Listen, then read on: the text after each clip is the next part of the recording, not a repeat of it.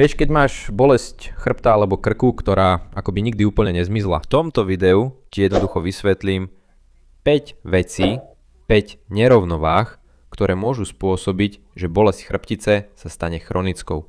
A samozrejme, naučím ťa cviky, ktoré ti s tým pomôžu doma. Najlepšie na tom je, že nemusíš byť mladý, štíhly, ani veľmi ohybný, aby si zlepšil chrbticu správnym pohybom.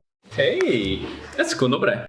Keď hovoríme o stuhnutosti, znamená to, že naša chrbtica má časti, ktoré sa správne nehýbu, sú akoby zablokované, čiastočne stuhnuté a my to časom cítime, myslíme si, že sa skracujeme, že je to vekom, ale pre našu chrbticu problém začína vtedy, keď tieto blokády začnú nútiť iné časti, aby pracovali viac, aby sa iné časti chrbtice hýbali nadmerne. Naša chrbtica kompenzuje túto blokádu tým, že preťažuje iné časti. Aby to bolo ešte jednoduchšie na pochopenie, máme časti chrbtice, ktoré treba odblokovať a iné časti, ktoré by mali pracovať menej. Takto dosahujeme rovnováhu, takto jednoducho uľavujeme od bolesti. Teraz budeme robiť cviky na odblokovanie 3 hlavných bodov. Zlepšíme 3 najväčšie blokády, ktoré existujú v našej chrbtici. Poďme sa porozprávať o niečom príjemnom. Poď so mnou. Prvá blokáda je tu, kde začína chrbtica, je to horná časť chrbtice. Túto oblasť zlepšíme jednoduchým spôsobom, príjemným natiahnutím. Hlavu posuniete dozadu. Pozor, nie je to brada dole ani brada hore, je to jednoducho, ako by ste vtiahli tvár. Skúste udržať túto pozíciu, urobte tento pohyb a vnímajte, aké to je pre vás. Tip. Ak je ťažké udržať túto pozíciu, položte jednu ruku sem na bradu a druhou rukou podoprite lakeť tu dole. Urobte to, ako by ste premýšľali. Skúste udržať túto príjemnú pozíciu. Pocítite, že krčná chrbtica sa už natiahne, predloží sa. Dokonca to prináša pocit uvoľnenia. Skúste udržať túto pozíciu 1 až 3 minúty. Skúste vydýchnuť a za každým, keď vydýchnete, uvoľnite sa. Ešte viac uvoľnite. Ramena, pozrite sa. Vydýchnite. Uvoľnite ramená. Prvé razy to môžete robiť pred zrkadlom, aby ste videli, či sa hlava nevracia späť. Ak sa vracia, stačí ju znova posunúť. Ak sa hlava vracia späť, stačí ju znova posunúť dozadu, kým to bude pohodlné. Za každým, keď vydýchnete, ešte viac uvoľnite ramená. Postupne sa táto poloha stane príjemnejšou a prinesie úžasný pocit. Úžasný pocit úľavy a uvoľnenia pre tvoj krk a keď to uvoľníme, pocítiš úľavu v celej chrbtici. Od 1 do 3 minút. Keď sa unavíš, jednoducho prestaň. Nemusíš si až tak všímať čas. Druhý blok je v oblasti lopatky. Je to súbor, ktorý nazývame ramenný pletenec. Zahŕňa ramena, lopatku, hrudnú chrbticu a rebra. Aby sme to všetko zlepšili, urobíme jednoduché cvičenie.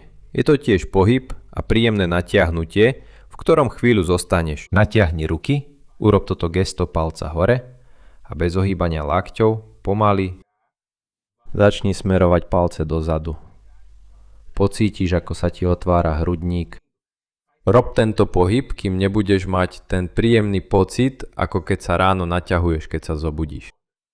Pozor, tu ide o to, aby si vzadu spojil lopatky. Pozri sa na moje lopatky. Pozri.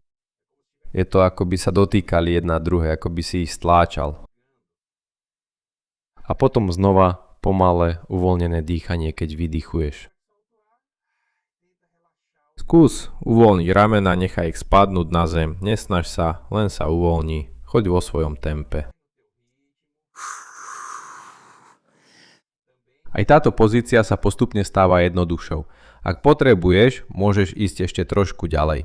Ak pocit naťahovania zmizne, môžeš ísť ešte o kúsok ďalej. Zostaň tu kratšie, tento raz, od 30 sekúnd do minúty. Keď sa vrátiš, cítiš, že je rameno lepšie usadené, alebo že pôsobíš elegantnejšie a hlavne cítiš, že celá chrbtica je uvoľnenejšia, viac zrelaxovaná, odblokovaná. Presne o to nám ide. Ďalšie cvičenie je v sede a zameriame sa na zlepšenie spodnej časti chrbtice kryžovej kosti, čo je posledná hlavná oblasť blokády našej chrbtice. Budeš potrebovať stoličku a opasok. Omotaj ten opasok okolo kolien. Môžeš ho dať trochu vyššie. Tak, daj ho nad kolená. Sadni si elegantnejšie s vystretou chrbticou. Jednoduchý typ je sadnúť si s vystrčeným zadkom. Takto. Uvidíš, že chrbtica zostane viac zarovnaná bez veľkej námahy. Trochu zatlač, ako by si chcel napnúť opasok a odtiahnuť kolená od seba. Použij len trochu sily. Pocítiš, ako ti tu na bokoch a na zadku pracujú svaly.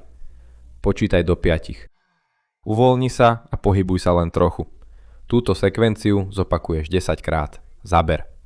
Počítaj do 5. Cíť, ako pracujú svaly. Nemáš sa namáhať. Uvoľni sa. Uvoľni sa a pohybuj sa len trochu. Hlavný pohyb, ktorý chcem, aby si robil, je tento. Rotačný pohyb. Nemusíš sa veľmi otáčať, je to len ako by si odblokoval, pomohol uvoľniť krížovú kosť. Keď zapojíš silu, svaly otvárajú kolby. Keď sa uvoľníš, pohyb uvoľňuje, ako by nanášal mazivo. Tento pohyb urob 10 krát. Som ohromená, šokovaná. Bože môj. Ďalším faktorom, ktorý môže spôsobiť, že bolesť chrbtice sa stane chronickou, je svalové napätie. Keď tento sval alebo viaceré svaly začnú hromadiť napätie, stane sa to. Buď kvôli podráždenému nervu, čo nazývame hyperaktivácia alebo koaktivácia tohto svalu, alebo kvôli bodom svalového napätia, keď sa sval snaží chrániť pred bolesťou. To je to, čo poznáme ako spúšťací bod alebo myofasciálny bod. Ide o to, že keď jeden alebo viac svalov začne hromadiť napätie, zvyšujú kompresiu na platničky, nervy, kĺby a zároveň spôsobujú vychýlenie chrbtice. Preto vidíme toľko ľudí, ktorí začnú chodiť nakrivo, majú jedno rameno vyššie ako druhé, alebo majú na jednej strane iné natiahnutie ako na druhej. Keď cítia bolesť, teraz ti ukážem veľmi jednoduchý spôsob, ako vyrovnať napätia a odstrániť tieto spúšťacie body, deaktivovať tieto spúšťacie body na krčnej a driekovej chrbtici. Takže začneme krčnou chrbticou, urobíme akýsi druh myofasciálneho uvoľnenia, budeme pracovať so svalmi aj fasciou súčasne. Začni tým, že uchopíš kožu za krkom. Nechám si trochu spustiť golier košele, aby si videl, ako to uchopiť.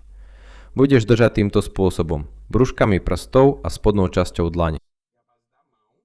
Snaž sa uchopiť len kožu tu vzadu na krku. Podobne ako mačka, mama chytí svoje mačiatka, keď ich prenáša z miesta na miesto.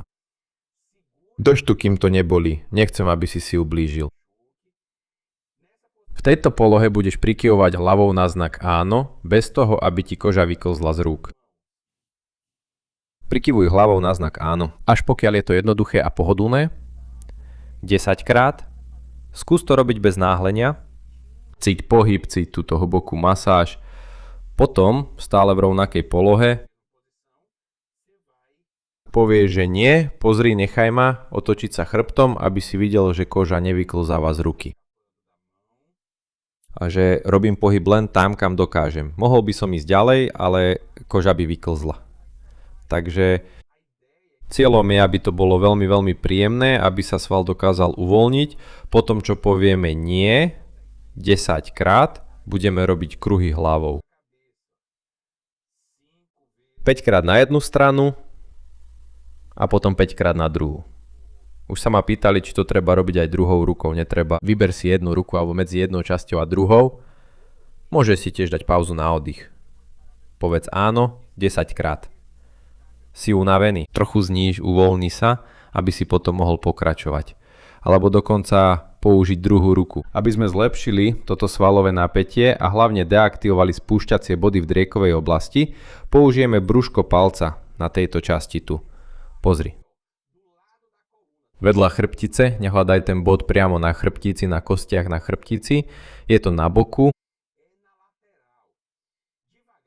Pomaly hľadaj veľmi bolestivý, veľmi citlivý bod. Ak máš pod prstom aj uzlík, je to ešte lepšie. Našiel som tu citlivejší bod. Prvá časť. Budeš vyvíjať jemný tlak. Nechcem, aby si tlačil tak, že to bolí, ale len aby si cítil, že ten tlak pôsobí na ten uzlík, na to napätie. Udrž ten jemný tlak, zostaň na mieste, len uvoľni sa na 30 sekúnd, potom udržuj ten istý tlak.